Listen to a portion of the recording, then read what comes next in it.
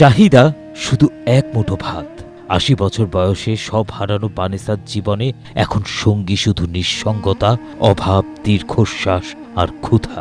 তাই তো জামালপুরের ইসলামপুর উপজেলার মুরাদাবাদ গ্রামের বানেসা বেগম খুঁজছেন কেবল এক মুঠো ভাত। গ্রামের এক কোণে টিনের জরাজীর্ণ একটি ঘর, বছর শেষে যার ভাড়া মাত্র ১,০০০ টাকা। সেই ঘরেই একা থাকেন বানেসা বেগম।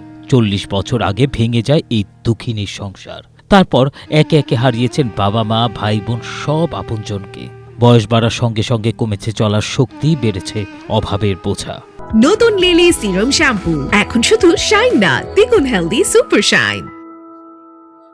একসময় মানুষের দুয়ারে দুয়ারে গিয়ে কিছু খাবার জোগাড় করতে পারতেন, এখন আর সেই শক্তিটুকুও নেই। তাই দিনের বেশিরভাগ সময় দরজার সামনে বসে থাকেন তিনি। কেউ যদি ডাকে, কেউ যদি একটু খাবার দেয়, এই আশায়। আমার কষ্টই, সারা জীবনে আমি কষ্টই করলাম, আমি শান্তি পেলাম না। আল্লাহ আমাকে শান্তি করে দেন। বানেসা বেগমের গল্পটা শুধু দারিদ্র্যের নয়, এটা একাকিত্বেরও গল্প। কখনো কখনো পুরো দিন কেটে যায় তার, চুলায় আগুন জ্বলে না, অসুস্থ হলে মাথায় হাত রাখারও কেউ নেই। এ লড়াই তার প্রতিদিনের। প্রতিবেশীদের সহায়তায় এখনো কোনো রকমে টিকে আছেন বানেসা। কিন্তু বুক ভরা ভালোবাসা থাকলেও অভাবের সংসারে তার প্রতিবেশীদেরও হাত পা বাঁধা। যতটুকু সাহায্য সহযোগিতা আমাদের পক্ষে সম্ভব আমরা চেষ্টা করি তাকে করার জন্য। আসলে সে ওইভাবে একটা মানুষকে চালানো আমাদের পক্ষে সম্ভব হয়ে ওঠে না। একটা বেড়া নাই, পুত্র নাই, খুবই কষ্ট, অসহায়। কেউ কিছু মনে হয় সাহায্য করে এলা, তাই ওইটা দিয়ে এলা চলাফেরা করে খাওয়া দেওয়া। আর মনে করেন হাটের ফেনা অচলা একবারে। মনে করেন আমরা পাশে বাড়ি এলা উনি খেলা সাহায্য করলেন, তো তাহলে উনি খাইতে পারে নাতে পারে না। দেখতেছি ওনার এমনও সময় দিন যা, না খাওয়া দিন যা।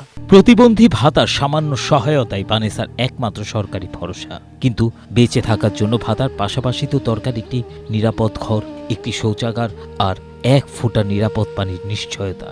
তাই তো অবশেষে এই বৃদ্ধার পাশে দাঁড়াতে বিশেষ সহায়তার প্রতিশ্রুতি দিয়েছে উপজেলা প্রশাসন। আমি চাই সরকারে আরও কিছু আর্থিক সহযোগিতা করার দরকার। মহিলা কেউ নাই, আমরা সরকার পক্ষ থেকে সহযোগিতা করলে হয়তো তার জীবনটা সুস্থ টিকে রেখে পাবো।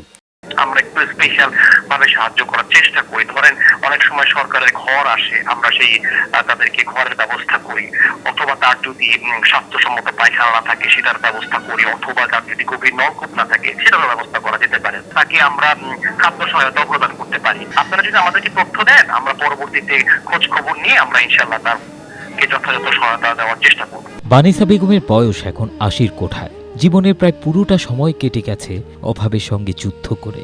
আজ তার চোখে বড় কোনো স্বপ্ন নেই, নেই নতুন করে কোনো চাওয়া। ক্ষীণ দৃষ্টি, দুর্বল শরীর আর দুঃখী মনে শুধু বেঁচে থাকার ক্লান্তি। বানেসা প্রতিদিন সকালে দরজার সামনে গিয়ে বসে থাকেন। কেউ হয়তো আসবে, কেউ হয়তো ডাকবে, কেউ হয়তো ১ প্লেট গরম ভাত এগিয়ে দেবে। Text report, Asia post.